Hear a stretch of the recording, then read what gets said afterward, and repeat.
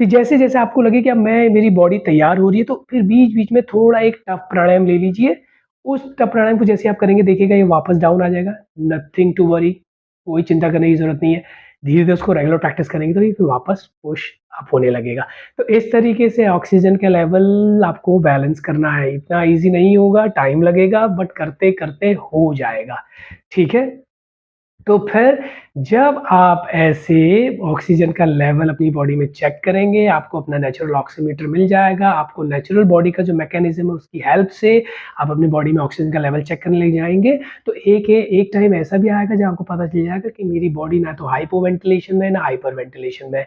मेरा ना तो सूर्य नाड़ी डोमिनेटेड है, ना तो चंद्र नाड़ी डोमिनेटेड है। मेरी डीप ब्रीथिंग भी अच्छे से हो रही है, मेरा ब्रीथिंग पैटर्न भी ठीक हो गया, मेरी एयर सर्कुलेशन भी प्रॉपर है, मेरा ब्लड सर्कुलेशन भी प्रॉपर है, मेरे हार्ट, लंग्स, रिब केज, मेरे इंटरकॉस्टल मसल, क्लेविकुलर मसल, मेरा डायफ्राम, मेरा पेट, मेरी बैक सब प्रॉपर तरीके से प्राणायाम को करने में हेल्प कर रहे हैं।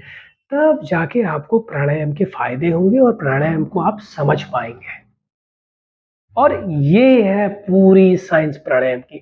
सबसे पहले I repeat it once again, pranayama में करने से पहले आप अपने ब्रीथिंग पैटर्न को चेक कीजिए, फास्ट है तो स्लो करके मॉडरेट पे लाइए, स्लो है तो फास्ट करके मॉडरेट लेवल पे लाइए। मॉडरेट लेवल क्या है? 15, 16, 17।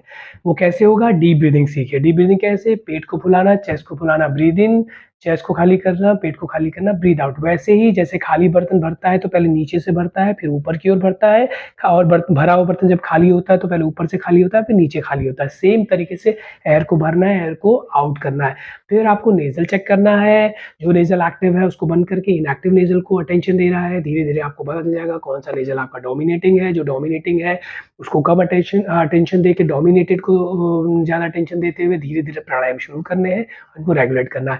फिर भस्त्रिका स्ट्रोक करके प्राण वायु, उदान वायु, समान वायु और अपान वायु को बैलेंस करके व्यान वायु, एयर सर्कुलेशन को प्रॉपर करना है।